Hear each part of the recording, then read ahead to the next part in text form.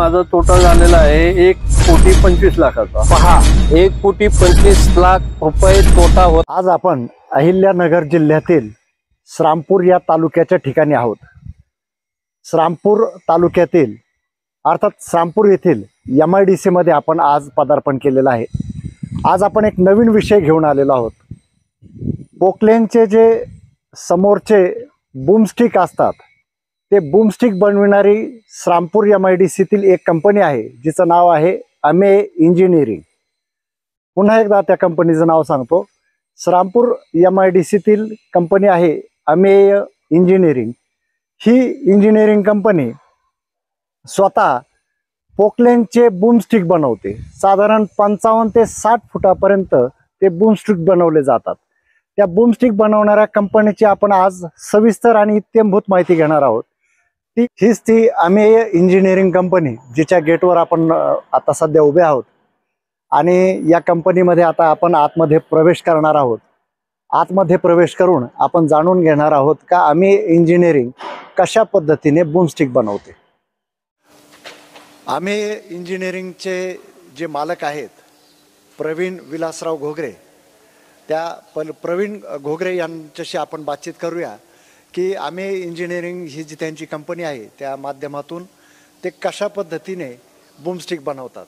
आपण पाहू शकता ही त्यांच्या मागे जी आहे ती ही अशी लांब सडक बनवलेली पोकलेनची जी बूमस्टिक आहे याला बूमस्टिक म्हणतात। या बूमस्टिकच्या माध्यमातून विहिरींचं खोदकाम असेल, तलावाचं खोदकाम असेल किंवा अन्य कुठलेही जे कामं आहेत ती कामे केले जातात। आपण प्रत्यक्षात प्रवीणजी घोगरे की जे या अमेय इंजिनिअरिंगचे मालक आहेत ते स्वतः या कंपनीत आज आहेत, त्यांच्याकडून जाणून घेऊया, पहिल्यापासून जाणून घेऊया का कशा पद्धतीने त्यांचं कामकाज चालतं। आणि मी पुन्हा एकदा नमूद करू इच्छितो आपल्या श्रोत्यांसाठी आणि दर्शकांसाठी की आपण अशा कारखान्यामध्ये आता उपस्थित आहोत का ज्या ठिकाणची बूमस्टिक ही कुठेही वेल्डिंग केलेली नसते किंवा ती ज्याला आपण अनकट म्हणतो अशी अनकट बूमस्टिक आपल्याला आज या ठिकाणी कशा पद्धतीने बनवली जाते हे पाहायला मिळणार आहे। या कंपनीचं हे सर्वात महत्त्वाचं वैशिष्ट्य आहे की यांच्या बूमस्टिकला कुठेही जॉईंट नसतो, ती अखंड असते। जाणून घेऊया। प्रवीण घोगरे, आपलं आमच्या या चॅनलमध्ये स्वागत आहे। आणि आज आपण आम्हाला बूमस्टिक कशा पद्धतीने तुम्ही बनवतात की आम्ही एक आत्तापर्यंत ऐकून आहोत की तुमच्या कारखान्यामध्ये तुमचा असा एकमेव कारखाना आहे की जिथलची जी बूमस्टिक आहे ती अखंड असते, तिला कुठेही खंडित केली जात नाही किंवा तिला कुठेही वेल्डिंग दिली जात नाही, कुठेही जॉईंट केली जात नाही। तर ते खरं आहे का? हो, खरं आहे। आपण महाराष्ट्रामध्ये ज्यावेळेस हे बूमस्टिकचं काम चालू करायचं तर याच्यामध्ये मॅन्युफॅक्चरिंग करणारी कंपनी आहेत तर त्या 40 फुटापर्यंतच बूम बनवत होते, 35 ते 40। तर याच्या व्यतिरिक्त वेगळं काहीतरी करावे आणि विदाऊट जॉईंट करावे म्हणून आम्ही त्यासाठी काहीतरी धडपड करायचा प्रयत्न केला। त्याच्यामध्ये माझे स्टाफ मेंबरनी मला खूप मोठं सहकार्य केलं। जिथे कुणी पूर्वी काही बनवलेलं असेल त्याचा थोडासा आढावा घेतला तर त्या साधारण 200 तासानंतर क्रॅक जाणं किंवा एक विहीर चालू असतानाच तुकडा पडणं हे सगळे प्रॉब्लेम आले। काही काहींना तेवढे खोली 50 फूट खोल नाही निघणं, 40 फुटापर्यंत 46 फुटापर्यंतच काम होणं। मग आम्ही त्याचा सगळा आढावा घेतल्यानंतर आपण बनवायचं ठरवलं। तर मग आम्ही मशीनच्या इंजिनच्या कॅपॅसिटीप्रमाणे त्याच्या हायड्रोलिकप्रमाणे मशीनचं डिझाईन करायचं ठरवलं। तर पूर्वीचं त्याचं जे शॉर्ट बूम होतं त्याच्या वजनात आपण लॉंग बूम बनवायचं, पण वजन पण वाढलं नाही पाहिजे। शॉर्ट बूम बनवली जायची पूर्वीची, हो, ती किती फुटापर्यंत असायची? ती कंपनीची जी आहे ना ते 10 ते 15 फुटापर्यंतच काम करते। आणि तिचं वजन किती? तिचं वजन साधारण 5.5 टनापर्यंत, पूर्ण सगळा सेट जो पाहिला तो 5.5 टनापर्यंत वेट जातो। आणि आता ही जी तुम्ही आणि आपण जे मॅन्युफॅक्चरिंग केलेलं आहे याचं वजन आहे ना 5 टन 200 पर्यंत आपण मेंटेन केलं, साधारण तेवढंच वजन आहे। त्यामुळे त्या मशीनच्या स्विंग बिअरिंगवर किंवा इतर पार्टवर कुठेही त्याचा लोड येत नाही आणि डिस्टर्ब होत नाही। फक्त आपल्याला त्या केसमध्ये मशीनला डेड वेट वाढावं लागतं, कारण याची लांबी वाढवल्यामुळे आपल्याला तेवढं डेड वेट वाढावं लागतं। आणि आपण लोकांचं जे क्रॅक जायचं प्रमाण होतं ते कसं शॉर्ट आउट करता येईल याच्यावर आम्ही निर्णय घेतला। आम्ही त्याप्रमाणे 3Dवर ड्रॉइंग बनवलं। ड्रॉइंग बनवून 50 फूट काढण्यासाठी आपल्याला किती लांबीची अटॅचमेंट बनावं लागेल, आम्ही त्याला अटॅचमेंट म्हणतो, बूमस्टिकला अटॅचमेंट म्हणतात, LR लॉंग बूम। तो कसा आपण 3Dवर वर्किंग होईल त्याप्रमाणे आम्ही 3Dवर बघितलं, त्याप्रमाणे आम्ही डिझाईन केलं। पण हे डिझाईन करताना आपण तो एक प्रायोरिटी बेस धरला की याला कुठेही जॉईंट घ्यायचा नाही। आणि जॉईंट न घेता आम्ही ते बनवायला सुरुवात केली. आज 7 वर्ष झाले आमचे. कमीत कमी आता ह्या मशीनला पूर्वी कोणी ब्रेकर लावत नाही, पण ह्या मशीनला आम्ही ब्रेकरच्या लाईन टाकून आहे ना आता ब्रेकरवर चालू आहे. साधारण 2800 ते 2000 घंटे झाले, अजून क्रॅकचं प्रमाण 0 आहे. 4-4, 5-5 वर्ष झाले, लोकांचे रिपोर्ट पण चांगले आले. याच्यामध्ये आपल्याला डायरेक्ट कंपनीकडनं ऑर्डर येत नाही, कस्टमर ऑर्डर देतात, काही डीलर ऑर्डर देतात. आपल्या एका कंपनीच्या 25 ते 50 मशीनच्या ऑर्डर असतात. इथून आपल्या आंध्राला जातात, कर्नाटकला जातात, तामिळनाडूला जातात, गुजरातला जातात, राजस्थानला जातात.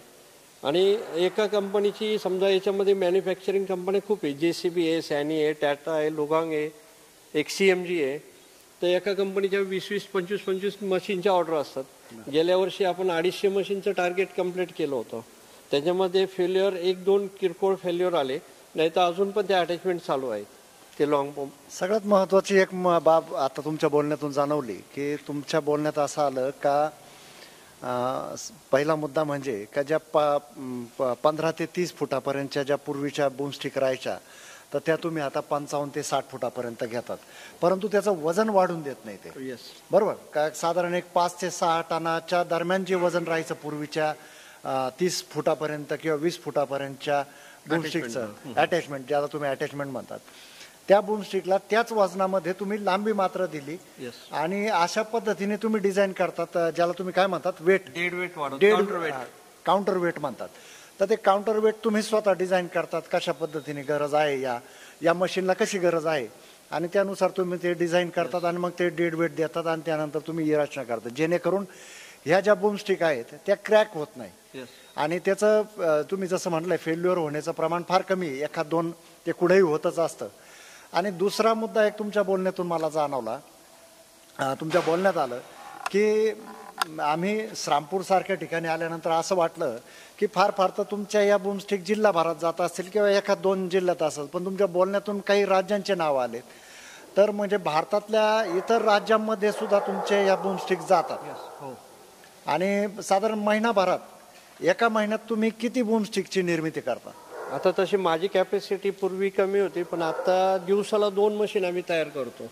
दिवसाला 2 तयार होतात. बापरे. आपल्या इथे पूर्ण स्टीम वर्क आहे, माझे स्टाफ मेंबर तेवढे आहे, आपण कॉन्ट्रॅक्ट बेस केलेली आहे, त्यामुळे लेबर पण आपल्याला डेली तसं होतं. आणि कलर मारून फिनिश करून डेली 2 मशीन आपण बाहेर काढतो. किती स्टाफ आहे? सगळा टोटल स्टाफ किती तुमचा? तसं आमचा इंजिनिअरिंग स्टाफ आम्ही 5 जण आहे, बाकी सगळं आपण कॉन्ट्रॅक्ट बेसवर केलं. प्रत्येकाला सेपरेट डिपार्टमेंट दिलेलं आहे. त्यामुळे ते त्याचे प्रत्येक जण, एक जण बूम बनवतो, एक स्टिक बनवतो, एक काउंटर वेट वाढवतो, एक जण असेंब्लीला जातो, त्याप्रमाणे प्रोसेस होते. म्हणजे ही सायकल पद्धत आहे. बरोबर. आणि ह्या ज्या बूमस्टिक बनवल्या जातात, या बूमस्टिक नंतर तुम्ही डिस्ट्रीब्युटरला देतात, रिटेलरला देतात, कशी सेलिंग कशी राहते? याच्यामध्ये डायरेक्ट काही कस्टमर आहेत ना, म्हणजे आपण एखाद्याला दिलं, मोनोपॉली झालेली आहे, कोणी कोणाला सांगतो पण तिथे बनवलं, त्यांची गॅरंटी चांगली आहे, मशीन पण चांगलं चालतं, खोली पण चांगली निघती. मग ते कस्टमर एकमेकाला सायकल सांगून आहे ना ऑटोमॅटिक माझ्याकडे जॉईन झाले. त्याच्यानंतर कंपन्या यायला लागल्या, कंपन्यांना आपला रिपोर्ट चांगला गेला, त्यामुळे कंपन्या आपल्याला जॉईन झाल्या.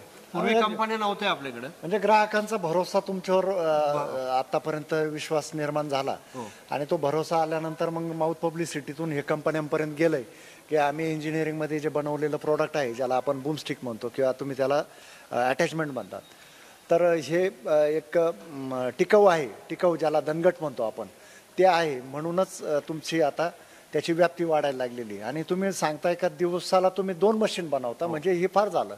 म्हणजे महिन्याला तुम्ही 60 बूमस्टिक तर सहज बनवतात कमीत कमी. 60 मध्ये आठवड्याच्या सुट्ट्या असतात 4 दिवसाच्या, त्या 50 धरू आपण, पण तरी महिनाभरात 50 बूमस्टिक ज्या आहेत इतक्या, म्हणजे हे जे आहे स्टील टोटल, या टोटल लोखंडी बूमस्टिक बनवणं, ते सगळं तयार करणं, हे काही म्हणजे असं सोपं काम नाही आहे. आणि तुम्ही ते बनवता त्याचं म्हणजे फार मोठं विशेष आहे. तर आपल्याला या ठिकाणी जाणून घ्यायचं आहे कशा पद्धतीने यांचं कामकाज होतं. तर तुम्ही आम्हाला समजावून सांगा की कशा पद्धतीने बनवतात, सुरुवात कुठून होती याची? सुरुवात आपल्याला 40 फुटाची प्लेट येते, साधारण 9 फूट बाय 40 फुटाची प्लेट येते. त्याच्यामध्ये CNC मशीनवर ऑटोमॅटिक कटिंगचा प्रोग्राम दिला. बरं, ती आता प्लेट पाहायला मिळेल का आपल्याला? इथे समोर आहे. चला या आपण ती प्लेट पाहूया.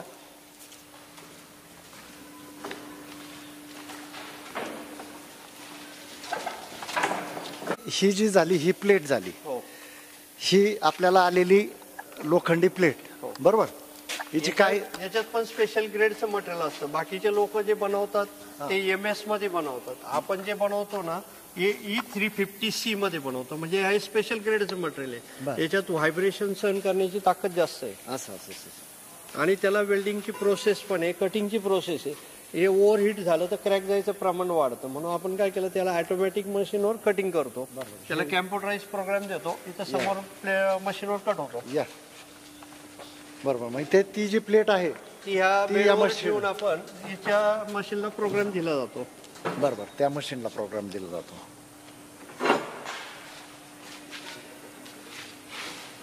आणि त्याचे जे पार्ट आहेत तुम्हाला इथं दिसेल आपले कटिंग झालेले. इकडं आपण हे झालं प्लेट इथं कटिंग होणार हा. आणि अशा अशा पद्धतीने कट होणार का ते? बर बर बर बर. या या या ठीक ठीक ठीक. हे अशा पद्धतीने ते प्लेट जी आहे ती कट होणार बरोबर. आता ह्या जे तुम्ही पाहिलंय ह्या फक्त साईड प्लेट आहे. म्हणजे या बोमच्या ज्या आहे ना दोन्ही साईडच्या प्लेट आहे, बोम आणि स्टिकच्या. हा ह्या दोन्ही साईडच्या प्लेट आहे. ही एक आणि ही एक आहे.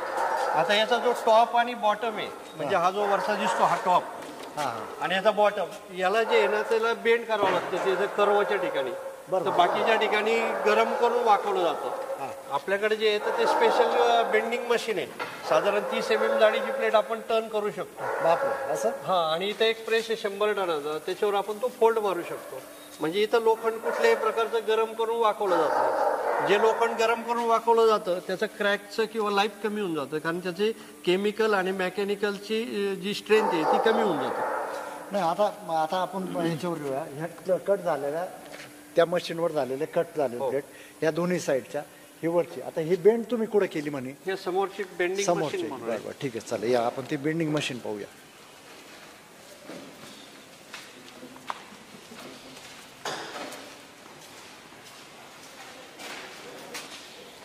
हा ही या ठिकाणी बेंड केलं जातं. त्याची कॅपॅसिटी साधारण 32 mm पर्यंत आपण जाडीच्या प्लेट वाकू शकतो. हा हा. या मशीनवर पाहिजे तो आकार आपण देऊ शकतो. असं असं. याच्यानंतर मग तो फिटमेंटला घेतला जातो. आणि इथं जे काही फोल्ड असतात ज्याला टर्न नसतो, राऊंड नाहीये पण हा फोल्ड आहे, तर हा फोल्ड आपण समोरचा जो प्रेस आहे त्याच्यावर तो फोल्ड मारला जातो. म्हणजे लोखंड हा गरम होत नाही. लोखंड गरम नाही करायचं. तसंच त्याला या मशीनद्वारे आपण त्याला कर्व द्यायचा, आपण वळण द्यायचं त्याला, किंवा ज्याला वाक द्यायला म्हणतात आपण. बरोबर. वाक दिला. बरं मग आता हे झालं. त्याचं जे व्हायब्रेशन किंवा जिथं लोड येतो ना त्याप्रमाणे आतल्या बाजूला आपण त्याचं पॅडिंग करतो. म्हणजे आतल्या बाजूला जे पॅडिंग वगैरे केलेलं आहे तर ती स्ट्रेंथ तेवढी राहावं. जिथे जिथे लोड येतो तिथे तिथे आपण इन साईडला आहे ना तेवढा लोड हे केलेला आहे. बरं बरं. आणि सेकंड ज्याला ते जिथं फिटमेंटला जे बेरिंग हाऊसिंग म्हणतो आपण त्याला, तर हे सगळे ना EN19 मध्ये स्पेशल ग्रेड मध्ये बनवलेले आहे. आणि याची वेल्डिंगची प्रोसेस वेगळी आहे. याला बुश स्पेशल क्वालिटीची आहे आणि त्या बुशला लॉक सिस्टीम पण आहे. हे असं अखंड मध्ये कुणी बनवत नाही की बुश पण हे सगळे तुकड्यामध्येच बनवतात. आपल्याकडे जे ना जेवढे बुश फिटिंग वगैरे जेवढं आहे सगळं बिना जॉईंट वन पीस. म्हणजे इथं समोर तुम्हाला स्टॉकला दिसेल. हे त्याचे याला काय म्हणतात? बेरिंग. हे बेरिंग हाऊसिंग म्हणतो आपण त्याला. बरं. हे अखंड आहे. हे सुद्धा म्हणजे इतर ठिकाणून जे आता ते कट असतात जॉईंट राहतात. मटेरियलच्या ग्रेडवर पण डिपेक्ट असतो. बर बर बर. हे जे स्पेशल ग्रेड मध्ये मटेरियल वापरतो EN19 मध्ये वापरतो आपण. बर बर बर. बरं आता हे झालं. याला आपण दिला बाक. यानंतरची प्रोसिजर काय? आता त्यानंतर हे असे फिटमेंट चालू करतात. म्हणजे त्याला आहे ना बेसवर ठेवून आपल्याला त्या दुसऱ्या शॉपला बघायला मिळेल. चला जाऊन.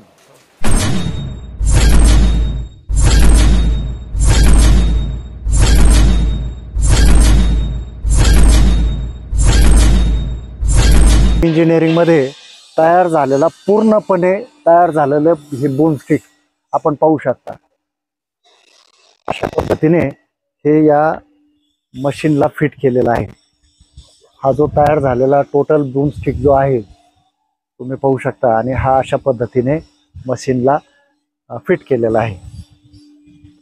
पूर्णपणे याचं जे कलर काम असेल किंवा बारीक सारीक जेवढे काही गोष्टी असतील त्या सगळ्या तयार होऊन हे पूर्णपणे तयार झालेले ह्या सगळ्या यांच्या बोन स्टिक.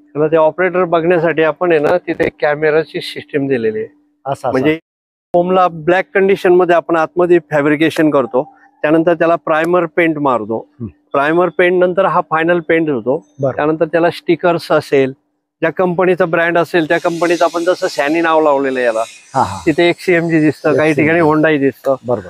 बकेट पर्यंत सगळं युनिट आपण बनवलेलं आहे. म्हणजे बकेट सुद्धा तुम्ही बकेट सुद्धा आपण इथं बनवतो. त्याला हार्डनिंग केलेलं असतं, ती दगडात चालते म्हणून त्याला ते पाठे मारणे वगैरे हे. बरोबर. आणि या केसमध्ये त्या ऑपरेटरला काम करण्यासाठी आपण इथे कॅमेरा सिस्टीम लावलेली आहे. आपण हा कॅमेरा पाहू शकतो का, त्या ऑपरेटर जो आहे याच्यावर काम करणारा मशीनवर, त्याला दिसण्यासाठी हा कॅमेरा सेट. हा, आणि त्याच्या समोर इथं केबिन मध्ये एक स्क्रीन असते का, त्या स्क्रीनवर त्याला ते दिसतं पिक्चर का ते विहिरीमध्ये काय वर्किंग आहे, त्याला काय काम करायचंय, कुठं माती काढायची, कुठं काय नाही, कारण तो केबिन विहिरीच्या बाहेर असतो. हा, त्याला दिसण्यासाठी ते कॅमेराचं काम आहे. वा वा वा, म्हणजे चांगल्या पद्धती हे एक आणखीन ऍडिशनल त्यांनी या बोन स्टिकला दिलेला आहे. तो जो कॅमेरा आहे त्यामुळं त्या ऑपरेटरला काम करण्याला अतिशय सुलभ जातं आणि सहज जातं. टाटा हिताची असेल, लिगॉंग असेल, हुंडाई असेल, कॅट, XCMG, JCB या ज्या कंपन्या आहेत, या नामांकित कंपन्या, या नामांकित कंपन्या स्वतःचे बूम बनवतात. बूमस्टिक ज्याला आपण आता बोलत होतो, बूमस्टिक बनवतात आणि त्या साधारण 15 ते 20 फुटापर्यंतच्या त्या बूमस्टिक असतात. आणि आम्ही इंजिनिअरिंग जी आपण पाहतो आहोत, या आम्ही इंजिनिअरिंगमध्ये अखंड अशी जी बूमस्टिक बनवली जाते, ज्याला आपण अनकट म्हणतो, कुठल्याही जॉईंट शिवाय बनलेली जी अखंड बूमस्टिक आहे ती आम्ही इंजिनिअरिंगमध्ये बनते आणि ती साधारण 55 ते 60 फुटापर्यंतची राहते. आपण जाणून घेतलेलं आहे की या अखंडपणा असल्यामुळे या बूमस्टिक टिकाऊ असतात. तेवढ्या त्या मटेरियल जे त्याचं वापरलं गेलेलं असतं ते चांगल्या दर्जाचं असतं. उत्तम दर्जाचं क्वालिटी मटेरियल असल्यामुळं, ज्याला आपण स्टील म्हणतो, स्टीलच सगळ्यात महत्त्वाचा पार्ट आहे, तर स्टील अतिशय क्वालिटी असल्यामुळे त्याचा टिकाऊपणा जास्त असतो, फेल्युअर फार कमी येतो. आता आपण या कंपनीचे जे मालक आहेत प्रवीण विलासराव घोगरे, हे तसे मूळचे कोल्हार खुर्दचे, राहुरी तालुक्यातील कोल्हार खुर्द येथील हे प्रवीण घोगरे, आणि त्यांच्याकडूनच त्यांची थोडक्यात कहाणी जाणून घेऊया. आपल्याला या व्यवसायात ते कसे आले आणि काय आले. तर प्रवीणजी, तुमचं आमच्या चॅनलमध्ये पुन्हा एकदा स्वागत आहे. आणि साधारण किती वर्षापासून तुम्ही या व्यवसायात आहात? साहेब, मी इंजिनिअरिंग डिप्लोमा झालेला आहे माझा. त्यानंतर मी क्रिस्टल इंजिनियर्स म्हणून एक कंपनी होती, तिथे सर्व्हिस करत होतो. तिथे साधारण 25 वर्ष मी सर्व्हिस केली. त्यानंतर माझ्या मनात आलं आपलं स्वतःचं काहीतरी कंपनी असावी, करावं, म्हणून मी त्या 2014 मध्ये स्वतःचा प्लॉट घेतला MIDC एरियामध्ये, श्रीरामपूर MIDC मध्ये. आपण आता जिथे आहोत तो स्वतःचा प्लॉट पहिला घेतला, M52 म्हणून आहे, तिथे प्लॉट घेतला, शेड उभा केला. त्यानंतर मी शुगर फॅक्टरीचे जॉब चालू केले. साखर कारखान्याला जे व्हेसल्स किंवा टँक लागतात त्या बनवायला सुरुवात केली. त्याच्यामध्ये पण मला बरेचसे फेल्युअर्स आले. फेल्युअर म्हणजे पेक्षा ऑर्डर आल्या पण त्याचं पेमेंट नाही आलं, त्यांनी मटेरियल उचललं नाही, त्यामध्ये पण माझे लॉसेस झाले. मग आम्ही त्या पिरियडमध्ये ते लॉसेस कसे भरता येईल त्याप्रमाणे वेगवेगळे कामं करत गेलो. कोणाचे स्ट्रक्चरचे कामं असेल, पुढे वेगवेगळे फॅक्टरी बिल्डिंग असेल त्या बनवायला, त्याचं डिस्पॅच केलं. त्यानंतर आम्हाला नोएडाची एक कंपनी एक्झॅक्ट म्हणून, जी पूर्ण शुगर प्लांटची ऑर्डर घेते, त्यांचे कामं आम्हाला आले. आम्ही ते कामं इथून एक्सपोर्ट पण केले. तर त्यामुळे आम्हाला ती कंटिन्यू चैन बसून गेली. पण लॉकडाऊनमध्ये असं झालं की कामं सगळीकडे बंद झाले. मग आता करायचं काय? कोविड पिरियडमध्ये आता आपण काहीतरी वेगळंच विचार करायला पाहिजे. कारण तो असं झालं का आमची कंपनी, सगळ्या कंपन्या बंद होत्या, पण मी स्पेशली MIDC कडनं आणि गव्हर्नमेंटकडनं परमिशन घेऊन मी माझं युनिट चालू ठेवलं होतं. कारण मला त्यावेळेस त्या ऑर्डर वेगळ्या होत्या, कारण त्याला टार्गेट होतं, मला पॅनल्टी होती. मग ते करत असताना मी म्हटलं आपलं स्वतःचं काहीतरी एक प्रॉडक्ट असावं, काहीतरी वेगळं करावं. तर काही माझे मित्र कंपनी किंवा मशीनवाले मला म्हणाले, साहेब तुमचं एवढं मोठं सेटअप आहे, तुम्ही बी मेकॅनिकल इंजिनियर आहे, तर आम्हाला एक पोकलेन मशीनला जे विहीर खोदण्यासाठी लोक बनवतात तर ते इथं जवळपास सोय नाही आहे, आणि असेल तर ते बनवून जर आणलं तर त्याचं क्रॅकचं प्रमाण जादा आहे, आणि ते लोक परत आमच्या कंपनीत घेऊन या म्हणतात रिपेरिंगला. तर रिपेरिंगला नेणं आणणं आणि हे मशीनसाठी खूप मोठा ट्रेलर लागतो. तर वाहतूक पण परवडेबल नाही आहे त्यांना. त्यामुळे त्यांनी आम्हाला सांगितलं साहेब तुम्ही याच्यातनं काहीतरी डेव्हलप करा. मग आम्ही सहज सिरियसली घेऊ नाही घेऊ असं चर्चा करता करता मी आणि माझ्या इंजिनियरने थोडंसं विचार केला करू आपण प्रयत्न, पण करताना आपण थोडंसं वेगळं करू. मग आम्ही ज्यांनी बनवलेले असेल त्यांचे फेल्युअर असेल त्या थोड्या स्टडी केल्या, व्हिजिट केल्या. का बरं क्रॅक जातं, याचं प्रॉब्लेम काय आणि याचं वर्किंग काय. आता हे लॉंग बूम आम्हाला सगळं नवीनच होतं, आम्ही त्यात कधी पडलेलोच नव्हतो. मग आम्ही 1-2 मशीनच्या साईट व्हिजिटला गेलो. तिथे आम्ही बघितले त्यांचे फेल्युअर बघितले, त्यांचं वर्किंग बघितलं, त्यांच्या मशीनच्या कॅपॅसिटी बघितल्या. आम्ही सगळे मेजरमेंट फक्त मशीनचे मेजरमेंट आणले आणि त्या हाय त्या बूमस्टिक किती वजनाचे असतात काय असतात सगळं स्टडी केला. त्यानंतर आम्ही एका मशीनचं बूमस्टिक जुनं जे असतं कंपनीचं फिटेड त्याचं वजन केलं. त्याचं साधारण 5 ते 5.5 टन वजन भरतं. मग हे मशीन जर 5.5 टनाचं वजन सहन करते बूमस्टिक, तर या केसमध्ये आपण फक्त लॉंग बूम करताना वजन एवढंच मेंटेन करू का ती मशीन इझिली चालेल. वजन वाढून द्यायचं नाही याची काळजी घेतली आम्ही.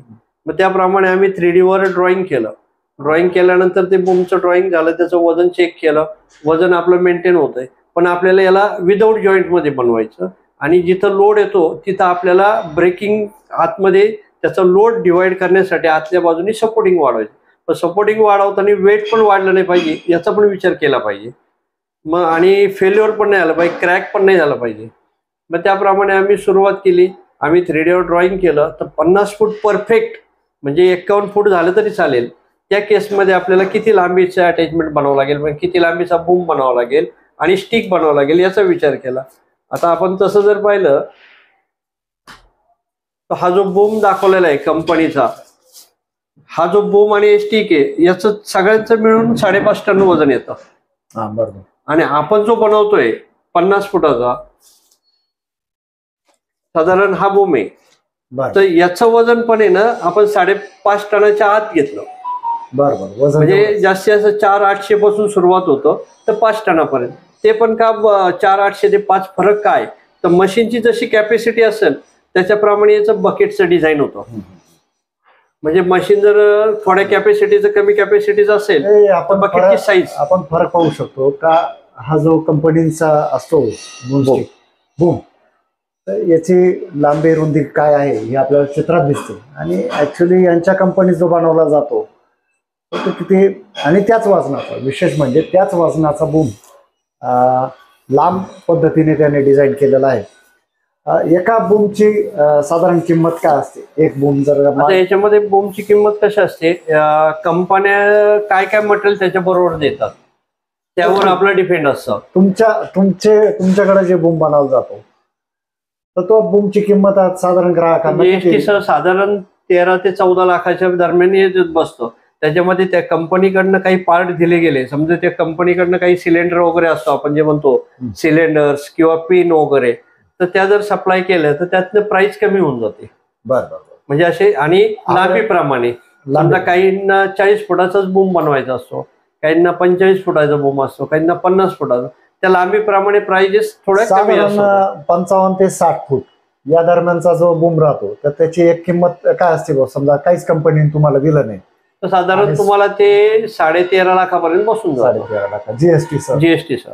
आणि तुम्ही महिनाभरात साधारण 50 ते 55 पर्यंत बूम बनवता. म्हणजे फार मोठा व्यवसाय श्रामपूर सारख्या ठिकाणी अहिल्यानगर जिल्ह्यामध्ये आपल्याला पाहायला मिळतोय का. MIDC मध्ये हा उद्योग आहे आणि याची बऱ्याचशा लोकांना माहितीच नाही अद्यापर्यंत की म्हणजे विचार करा का 13.5 ते 14 लाखापर्यंत जर एक बूम स्टिक बनवली जाते, एक बूम बनवला जातो आणि त्याचं प्रोडक्शन जे आहे, त्याचे जे उत्पादन आहे ते साधारण महिन्याला आपण 50 धरूया. इतका मोठा व्यवसाय श्रामपूर सारख्या ठिकाणी आहे. हा आपल्या श्रामपूर तालुक्यासाठी आणि त्यातले त्यात हे मूळचे आपल्या कोल्हार खुर्दचे आहे, त्याच्यामुळे गावाच्या दृष्टीने सुद्धा हा मानाचा तुरा आहे.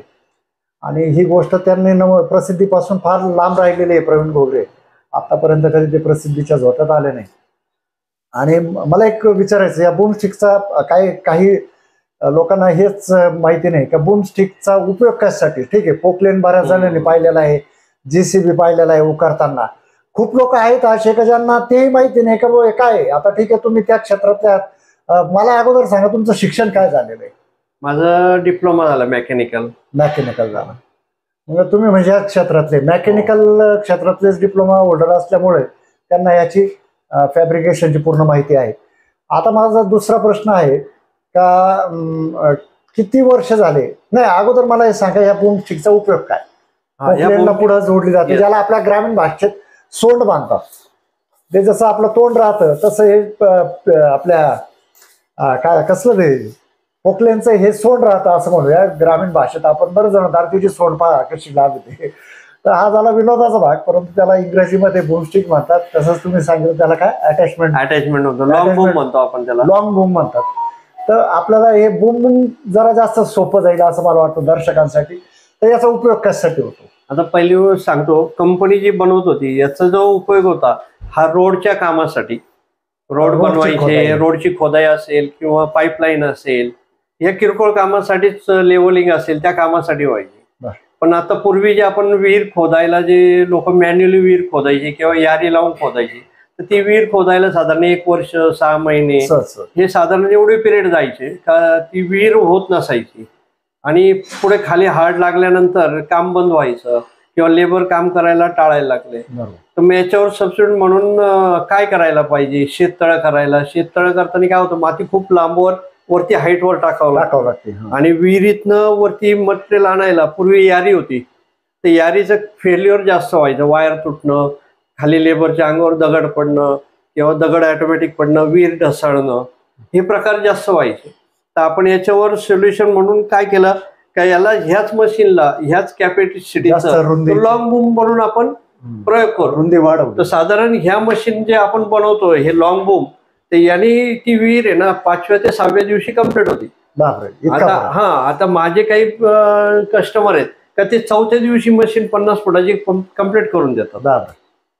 आणि म्हणजे सांगण्याचं तात्पर्य काय का विहिरीचं खोदकाम असेल, ज्याला त्यांच्याच बोलण्यात आलं का पूर्वी 6 महिने ते वर्षभर लागायचं, आणि विहिरीचे हे जे दगड कोसळून अपघातही झालेले, अनेकांचे मृत्यू त्यात झालेले आपण ऐकलेले आहे जुन्या काळामध्ये. तर आता अत्याधुनिक तंत्रज्ञानाच्या माध्यमातून त्यांनी लॉंग बूम बनवल्यामुळे शेततळ्याचं काम असेल, साठवण तलावाचं काम असेल, विहिरी खोदण्याचं काम असेल, पाईपलाईन असतील, रस्ते खोदाईचे काम असतील, हे सगळे कामासाठी या बूमस्टिकचा वापर केला जातो. मूळचे तुम्ही शेतकरी कुटुंबातले, आणि तुमची घरची जी परिस्थिती पूर्वीची ती काय अशी फार औद्योगिक उद्योजक कुणी मला नाही वाटत. नाही, कोणी नव्हतं. तुमच्या घरात कुणी वडील पण शेतकरी, वडीलही शेतकरी, एक साधं शेतकरी कुटुंब, कोलार खुर्द एक छोटंसं गाव, त्या खेडेगावामध्ये शेतकरी कुटुंब, आणि असं उद्योग व्यवसायात पडण्याचं काही नाही. पण अचानक तुम्ही श्रामपूरला, किती वर्षापूर्वी श्रामपूरला आले? श्रीरामपूरला येऊन मी आज 20 वर्ष झाले मला. श्रामपूरला येऊन 20 ते 22 वर्षाचा काळ गेला. आणि बूमस्टिक प्रत्यक्षात तुम्ही बनवायला लागले कोविड पासून म्हणजे एक साधारण 5 ते 7 वर्ष होती. 5 ते 7 वर्षापासून बूमस्टिक या व्यवसायामध्ये प्रवीण घोगरेंनी अतिशय चांगल्या पद्धतीने काम चाललेलं आहे. निव्वळ अहिल्यानगर जिल्ह्यातीलच नाही, महाराष्ट्र राज्यातीलच नाही, तर राज्याबाहेरील कोणत्या राज्यामध्ये आतापर्यंत कोणत्या राज्यामध्ये आपले हे बूमस्टिक गेलेले आहेत? आता याच्यामध्ये काय झालं, सुरुवातीला ज्यावेळेस मी बूमस्टिक बनवायला घेतलं तर मला एक बूम बनवायला साधारण 1.25 महिना लागला होता. तर 1.25 महिन्यामध्ये माझं एक प्रॉडक्ट झालं. तर काही लोक वेटिंगवर होते इथे बाहेर, मशीन घेऊन यायची, मला तुम्हाला बनवायचे, असेच बनवायचं. पण माझ्याकडनं ती कॅपॅसिटी म्हणजे मला ते डिझाईन, त्याचं मटेरियल, त्याला वेळ जायला लागला. नंतर मग त्याच्यावर आम्ही थोडंसं ऑटोमॅटिक मशीन घेऊन थोडं स्पीड देऊन, आणि कस्टमर इतके फॉलो झाले, म्हणजे इतके फॉलोअर आले की इतके त्यांना रिक्वायरमेंट आली, म्हणजे वेटिंग व्हायला लागलं मला. मग आम्ही काय केलं, महिन्याला कशा आपल्याला पर डे 2 तयार होतील याचा विचार केला. मग हे करत असताना लोकांनी एवढी जाहिरात झाली आमची का आउट ऑफ महाराष्ट्राच्या ऑर्डर आल्यात. समजा आंध्राच्या आहेत, कर्नाटकच्या आहेत, त्यानंतर राजस्थानच्या आहे, गुजरातच्या आहे, तुमच्या MP-च्या आहे, UP पर्यंत माझ्या मशीनेच आहेत.